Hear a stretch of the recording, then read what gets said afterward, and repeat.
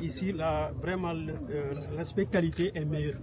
C'est ça qui a fait qu'on a choisi le site de Médina Birasso pour abriter les ouvrages au détriment de ces autres villages. Et la topographie aussi a été très favorable. Voilà, donc même pour les châteaux d'eau, nous avons prévu le même type de château d'eau à Oukout. C'est le même que vous mettez aussi. Voilà, à Oukout. Et à Enampor, c'est en 200 mètres cubes. Et ici, il y a un deuxième château d'eau, c'est ce qui fait que le projet compte 4 châteaux d'eau. Le deuxième château d'eau est prévu à à Caballo. Et ce château est déjà réalisé par l'ONG Eau Vive qui nous accompagne, qui est l'un des ONG qui nous accompagne dans le cadre de ce projet. Donc, en termes de château, c'est très bien. Merci. C'est excellent. Bravo. Le son est vraiment bon. Oui, le son est bon. Avec des fondations superficielles. Parfait. C'est l'avantage. C'est très bien. Bravo, bravo, je vous félicite. Et à l'équipe maintenant qui réalise sur les délais, vous les prévoyez sur combien de temps?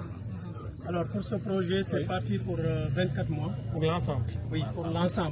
Pour l'ensemble du projet, c'est parti pour 24 mois, à partir du mois passé.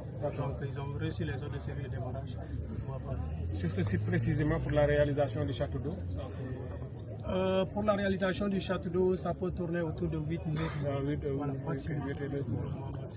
Après, les entreprises sont séparées. Oui. Il y a une entreprise qui fait le forage. L'entreprise qui fait le château, il fait que le château et les ouvrages annexes. Très bien. Il y a 2 autres entreprises qui s'occupent du réseau. Très bien. Donc c'est vraiment séparé. Et ils ont pratiquement démarré en même temps. Et pour les forages aussi, on est dans les délais de combien de temps? Les forages, c'est à peu près 8 mois. Okay. Et là aussi, l'enjeu est déjà là. Donc disons que dans 8 mois, forage comme château d'eau devrait être pour cette zone-ci. Voilà, même si le projet globalement, c'est 24 mois. Ici, on a d'ici 8 mois, monsieur le maire.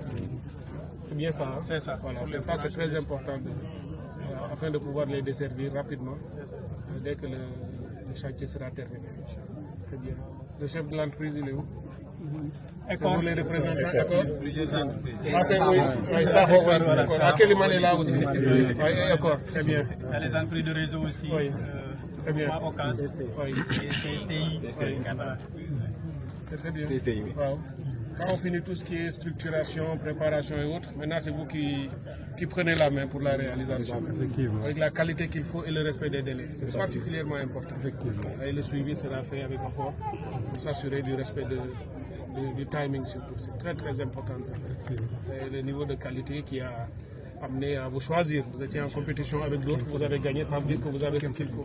Maintenant, il faut tout faire pour qu'on trouve cette qualité et surtout les délais à respecter. Vous avez un bureau de contrôle? En principe, oui. Le contrôle, on le fait à l'interne. C'est nous-mêmes avec la division, en rapport avec la division régionale de l'hydraulique du Ziguinchor. Mais on a un cabinet d'ingénierie sociale pour le cas de Kataba, avec l'ONG Eau Vive, qui nous accompagne un peu dans l'ingénierie sociale. Comme vous l'avez remarqué, il y aura beaucoup de branchements sociaux dans ce projet. Oui, c'est très bien, oui. C'est le plus important. Parce que réaliser les ouvrages, c'est une chose, mais amener l'eau dans les maisons, ça c'est l'aspect le plus important qu'il faudra faire. Très bien. Monsieur le maire, c'est bon? C'est bon. Ok, on va faire le discours de l'autre côté.